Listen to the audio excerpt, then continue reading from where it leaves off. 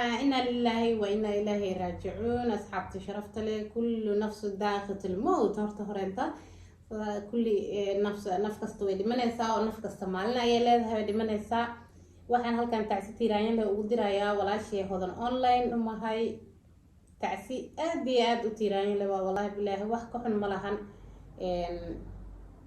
tacsidaas oo ka dhinta odaygaada hodan online waxaan leeyahay sabri iimaan allaha ka siiyo dhamaan ehelkiisii oo dhan waalidkiisii dhan waxaan leenahay inna lillahi wa inna ilayhi raaji'uun kullu nafsin daaqitul maut sabri iimaan ayaan leeyahay ilaahay sabarka ha u badiyo ilaahay iimaankooda ha u sugo hodanna waxaan leeyahay abaayo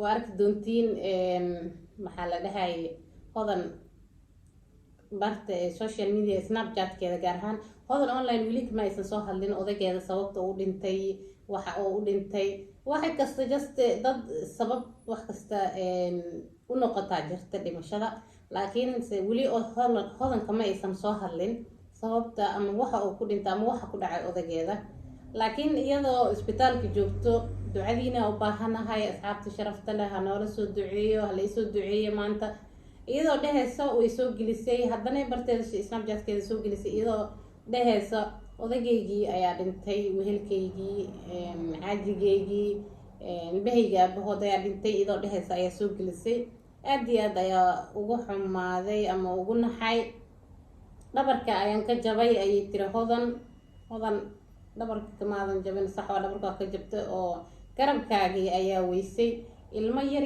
ayaa haysataa maanta aabay u baahan yihiin aaba garab kusoo qabta u baahan yihiin labada waalid ilmaha kama aysan ka maarmaan haddii ay weyn yihiin xataa cunuga haddii uu weyn yahay xataa labadiisii waalid kama maarmo marnaba maanta adigaa u nool alxamdulilah shukr rabbilcaalamiin waxaa ka xanuun badan cunuga markuu waayo hooyadiis iyo aabihiis laakiin just labadiisa waalid mid ka mid ah haddii uu u nool yahay weli maasha allah nolol wada adduunka oo si nolol tii ugu fiicneed ayuu ku noolaanayaa oo waxaa ka xanuun badan maanta hooyadii iyo aabaha cunugii isla waaya hal mar dhabarka waad ka jabtay waa sax oo aabaha waa tiirka familiga tiirka qoyska waay aabaha maasha allah aaba la-aantiisa guriga waxba ma ahan oo ilmaha aaba la-aan maanta markay soo koraan iyo marka aabahooda garabkooda uu taagan yahay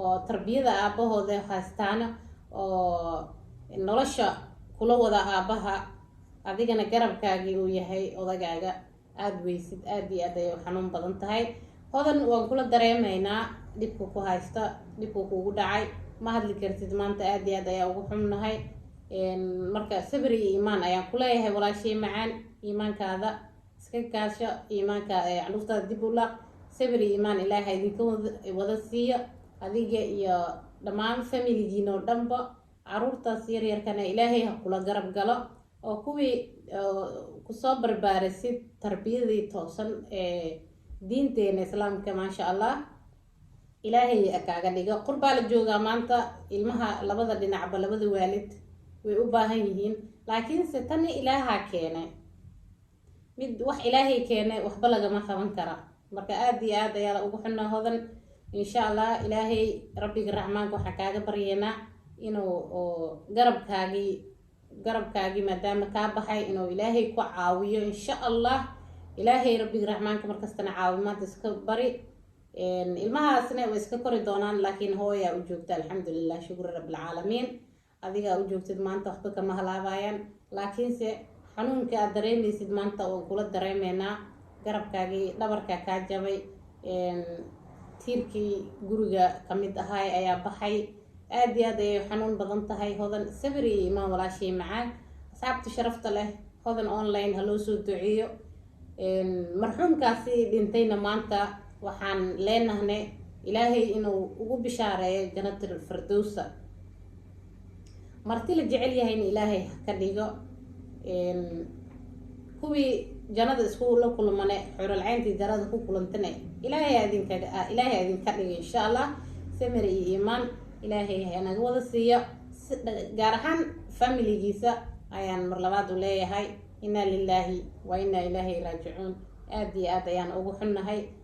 naftaan meel noola soo joogo ma naqaano, mala maqlin jirti hodan online ninkeeda xanuunsan iyadoo taariikhda nololeedkoodii ka hadlayso ayaa waxyar ka horeysay ku jirtay. haddana maanta waa dhintay. allahu akbar. ilaahay awoodiisa aad iyo aad ayay u weyn tahay asxaabta sharafta leh. jasta qofka asigoo maanta jooga ayuu berrina dhiman karaa. naftaan meesha noola soo joogo ma naqaano. ilaahay ayaan iskale, anaga ammaano ayay nagu tahay. ilaahay rabbiga raxmaanka ha noo kala dheereeyo. hodanna ilaahay qalbigeeda ha u dejiyo. ilmahaas yaryarka agoontane ilaahay hala garab galo. ilaahay ha ka dhigo kuwii baarayaal u noqdo oo aabbahooda markasta u duceeyo. ilaahay ha ka dhigo. aad iyo aad ayaadne u mahadsantihiin ducada insha allah. aad iyo aad ayaan ugu xunnahay. haloo soo duceeyo. kullu nafsu daaqatul mawt, waa la wada dhimanayo waa sax, laakiin geeridu way kala xanuun badan tahay. qofkaaga maanta markuu kaa dhinta aad iyo aad ayay xanuun badan tahay. ilaahay rabbiga raxmaanka ahay asaa weyne waaxid ilaaha noo kala dheereeyo. hodan online ninkeeda dhintay odageeda sawir iyo imaan ilaahay iyadana ha ka siiyey dhammaan familigooda. usoo duceeya asxaabta sharafta leh. maanta wax kaloo u tari karna ma lahan hodan, wax kaloo aan dhihi karna ma lahan. naf ma soo celin karno oo just ilaahay baa wax kasta awoodo. waxaan maanta u awoodnaa oo keliya waa inaan u duceynaa marxuumka dhintay, inaan u duceynaa qabrigiina ilaahay inuu u jojiyo, qabrigiina ilaahay u weyneeyo. intaas keliya ayaan u awoodnaa. asalaamu calaykum waraxmatullaahi wabarakaatu.